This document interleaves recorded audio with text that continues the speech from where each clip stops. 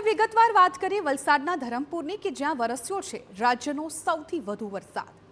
વલસાડના ધરમપુરમાં વહેલી સવારથી ભારે વરસાદ જોવા મળ્યો। ગણતરીના કલાકોમાં 4.5 ઇંચ વરસાદ વરસી જતા ધરમપુરમાં જળબંબાકારની સ્થિતિ જોવા મળી। ભારે વરસાદને કારણે જનજીવન પ્રભાવિત થયું।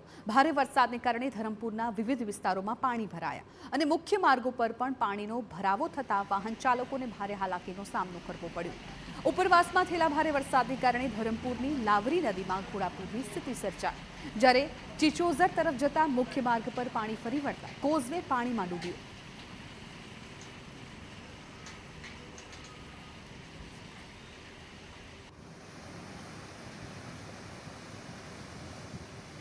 તો ભારે વરસાદને પગલે વલસાડમાં નીચાણવાળા વિસ્તારો પાણીમાં ગરકાવ થયા છે, ત્યારે ધોધમાર વરસાદ બાદ શહેર અને ગ્રામ્ય વિસ્તારના 40 ગામોને જોડતો છીપવાડ અંડરપાસ પાણીમાં ડૂબ્યો।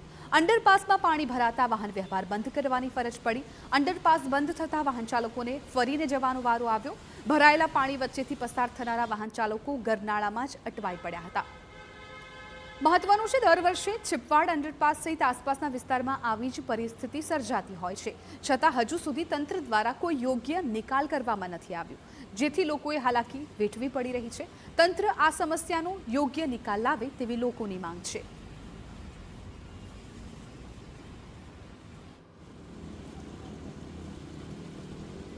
તો સતત વરસાદને પગલે વલસાડ પંથકની નદીમાં ઘોડાપૂરની સ્થિતિ છે, ત્યારે ઔરંગા નદીની સપાટીમાં સતત વધારો થઈ રહ્યો છે।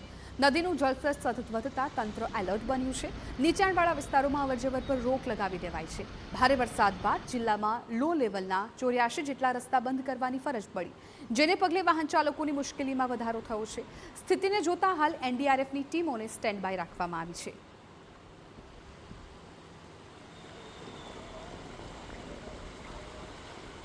વલસાડમાંથી પસાર થતી ઔરંગા નદી વધારી રહી છે તંત્રની ચિંતા। નદીની વધતી સપાટી સાથે નાગરિકોની મુશ્કેલીમાં પણ વધારો થયો છે। ઔરંગા નદી હાલ બે કાંઠે છે, ત્યારે 40 ગામોને જોડતો કૈલાશ રોડ પરનો બ્રિજ બંધ કરવાની ફરજ પડી। બ્રિજ પર બેરિકેડિંગ કરી પોલીસ બંદોબસ્ત ગોઠવાયો છે। બ્રિજ બંધ થતાં લોકોને 15 થી 20 કિલોમીટરનો ધરમધક્કો ખાવાનો વારો આવ્યો છે।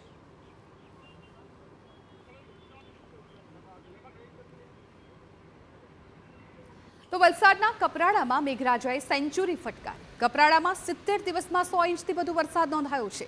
ગુજરાતના ચેરાપુંજી તરીકે ઓળખાતા કપરાડામાં સામાન્ય રીતે દર વર્ષે સિઝનમાં સરેરાશ 125 ઇંચ વરસાદ વરસતો હોય છે, ત્યારે આ વર્ષે અત્યાર સુધીમાં 100 ઇંચથી વધુ વરસાદ વરસી ચૂક્યો છે। બીજી તરફ ધરમપુર, વલસાડ, પારડી, વાપી અને ઉમરગામ તાલુકામાં પણ સરેરાશ 77 ઇંચ વરસાદ નોંધાયો। વર્ષ 2022માં કપરાડામાં રાજ્યમાં અત્યાર સુધી સૌથી વધુ 177 ઇંચ વરસાદ નોંધાયો।